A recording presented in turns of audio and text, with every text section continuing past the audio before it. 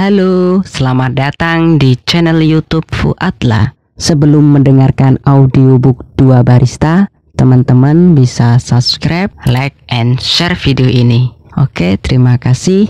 Selamat mendengarkan.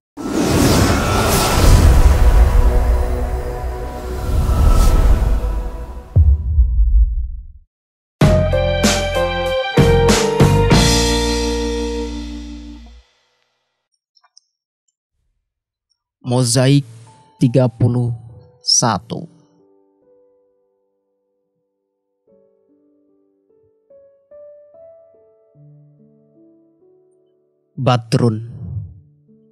Badrun memang sudah menerima kenyataan jika dirinya bukanlah tipikal menantu yang diharapkan Pak Andi.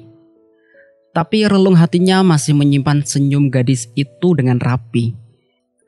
Hingga ia begitu gusar kala lelaki bernama Irfan lagi-lagi mengusiknya dengan pertanyaan yang sama.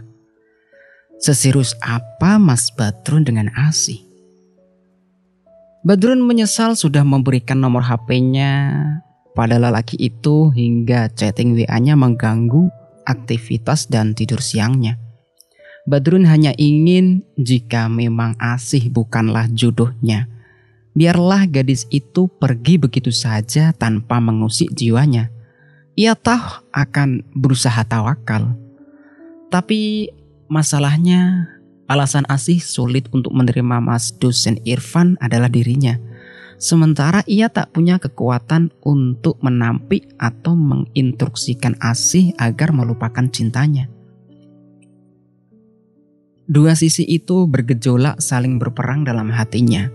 Hampir saja membuat kendalinya kacau kala siang ini mengantar Neng Mazarina dan Bu Meisaroh ke kota untuk memeriksakan putranya. Sebelum sampai ke klinik, mereka turun ke toko serba ada untuk belanja keperluan bayi. Badrun hanya berdiri di sudut toko menunggu instruksi bunyainya jika diutus membawakan barang-barang. Keduanya berpencar melihat isi toko sesuai selera masing-masing.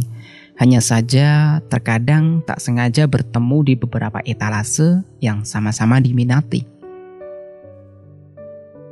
Setelah sesi belanja berakhir, Badrun sigap membawakan paper bag milik kedua istri Gusnya itu dari kasir. Ia masukkan bagasi dan segera menyalakan mesin mobil kembali saat Neng Mazarina dan Bu Mai telah kembali masuk. Tujuan berikutnya adalah klinik milik bidan murni. Akhirnya mobil itu pun sampai di depan klinik bercat biru.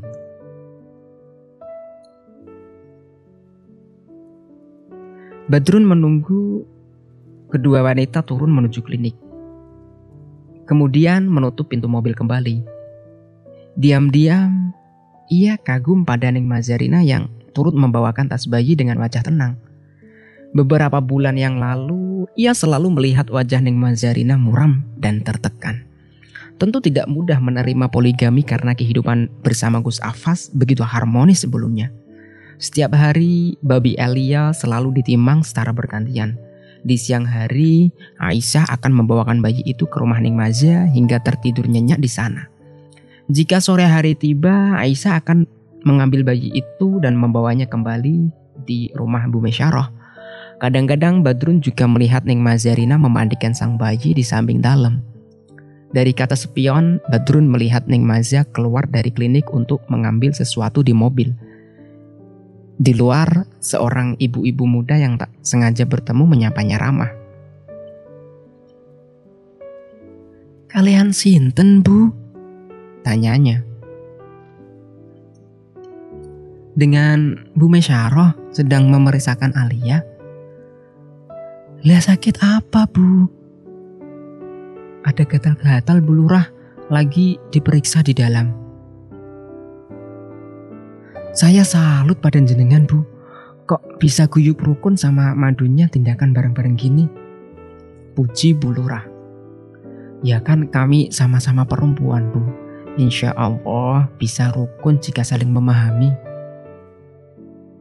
"Masya Allah, jan gumunake tenan." Di sela-sela itu ponsel Badrun berdering. Ternyata sang penelponnya adalah Gus Afas. Badrun mendengarkan suara itu agak gusar karena di belakang Gus Afas terdengar suara banyak orang. "Kang, saya telepon Bu Maza dan Bu Mei kok ndak bisa semua?" keluh Gus Afas. "Sinyal di sini kurang baik, Gus. Saya mau bicara sebentar, cepet ya." Buru-buru Badrun menyerahkan HP itu pada Neng Maza yang berdiri di samping mobil. Karena sinyal jelek, Neng Maza menyalakan loudspeaker hingga suara itu terdengar.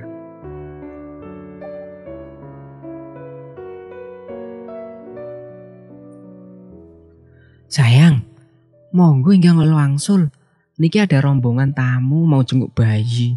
Alia juga mau saya mintakan suwuk Mbah Kiai. Cepet segera pulang nggih."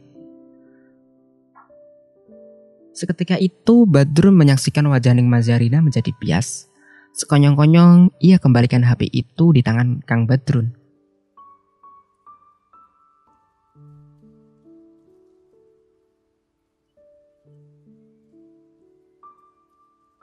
"Kang, sampean itu yang bener.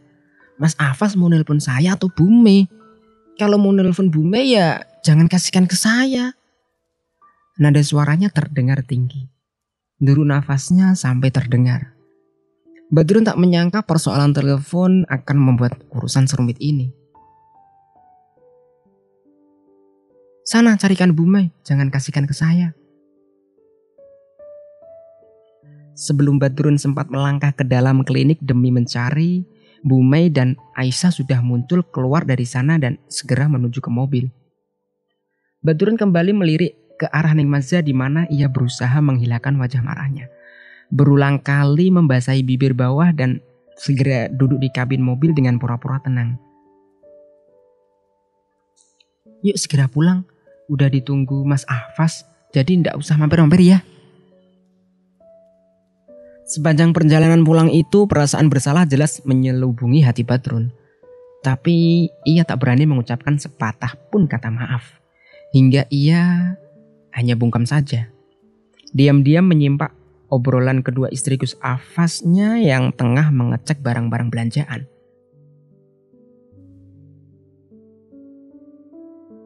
"Ini baju unyu-unyu buat Alia," Neng Mazarina memulai. "Matur nuwun gini, saya sangat," seru Mei. "Apa ini Mbak Mei?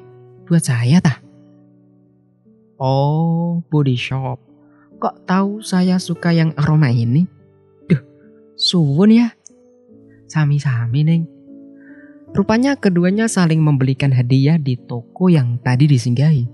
Tapi ada nada gusar yang pada pertanyaan terakhir Neng Mazarina.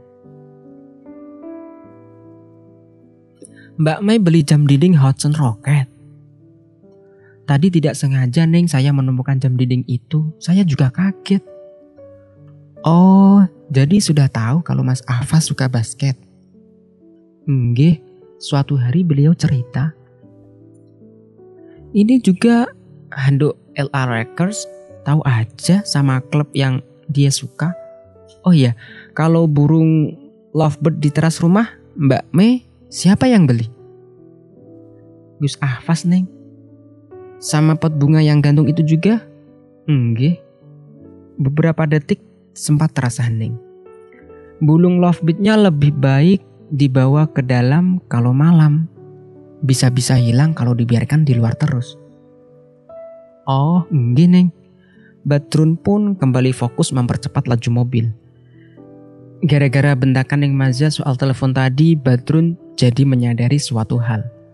Tidak selamanya hal yang tampak mulus di luar selaras dengan apa yang dalam hati.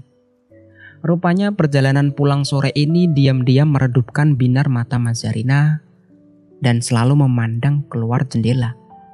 Dari kaca spion itu juga Badrun kembali menemukan mimik gusar di wajah Mazarina kala mobil itu berhenti di depan rumah Bu Mei. Di sana Gus Afas telah berdiri menunggu di teras. Nampak para tamu telah berjubel menanti kehadiran sang bayi di dalam sana. Banyak tamu Al-Mukarram yang hadir, hingga Kangkang mondar-mandir menyuguhkan kudapan. Saya terusan pulang dulu ya Mbak Mei. Nanti salam buat para tamunya. Nggih, Neng. Usai Mesyaro turun bersama Aisyah, mobil itu lekas melaju mengantarkan Neng Mazarina sampai depan rumahnya.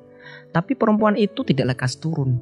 Ia masih bergeming di dalam kabin mobil, menutupi wajahnya dengan kedua telapak tangan, menumpahkan isakan di dalam sana.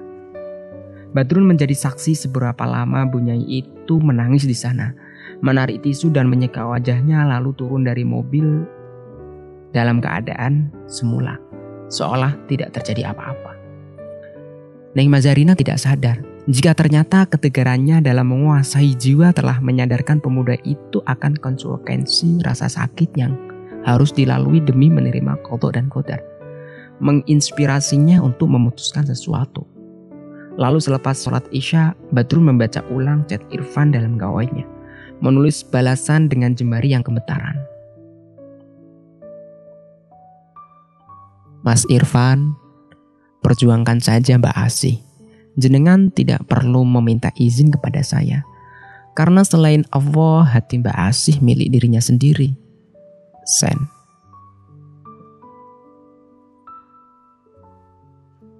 Berhari-hari Badrun melibas galau itu dengan hikmah dan membaca sholawat. Ketika ia melihat mobil Pajero milik Pak Andi muncul di halaman dalam yang disinyalir akan menjemput Asih, Badrun sengaja mengendarai motor sejauh mungkin, berhenti di depan rumah makan Padang dan membeli 1 porsi makan siang. Ia lampiaskan resah itu pada sepiring nasi dengan melahapnya. 1 mangkuk kecil sambal hampir saja amblas jika penjaga warung tidak segera sigap menyingkirkannya dengan bibir manyun. Setelah sepiring nasi tandas, Badrun bangkit membayarnya dan kembali mengendarai motornya berhenti di perempatan Tegal Klopo untuk membeli rokok. Ia nyalakan 1 batang rokok dan menghisapnya pelan-pelan. Berharap dengan menghilangnya asap, bayangan Asih turut lenyap. Merokok adalah sesuatu yang sudah jarang ia lakukan kecuali saat gelisah. Tempat Badrun menepi tak jauh dari warung Yutijah yang paling sering jadi langganan santri putra. Beberapa emak-emak desa menyembul dari dalam menenteng tas kresek. Obrolan iseng mereka membuat Badrun bergeming, memasang telinga kuat-kuat. Hah? Tenane, Bu Maza duwe selingkuhan?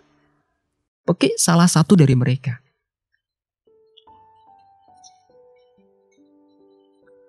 Tenan kuwi, malah Lasmi anake Yusari weruh Bu Maza ning jero HP nang televisi Gram bersama lelaki itu. Maksudmu lelaki yang mengantar Neng Maza sampai rumah jam 12 malam tadi? Iya bener. Astagfirullahaladzim. Televisi Gram itu apa toh Yu? Oh, paling Instagram. Bu Irma pemilik toko fotokopi terkekeh. Engkau jajal tak kon buka HP meneh si Lasmi. Badrun terperanjat. Kata selingkuhan yang disematkan para emak-emak tadi untuk Ning Mazarina begitu mengerikan. Tapi ia sama sekali tidak bisa menyanggah karena dirinya sendiri turut syok mendengarnya. Ia tidak bisa tinggal diam. Profesinya sebagai khodam paling dekat Gus Afas membuatnya merasa bertanggung jawab untuk menelisik hingga purna. Tapi Badrun tak mengerti harus bertanya pada siapa.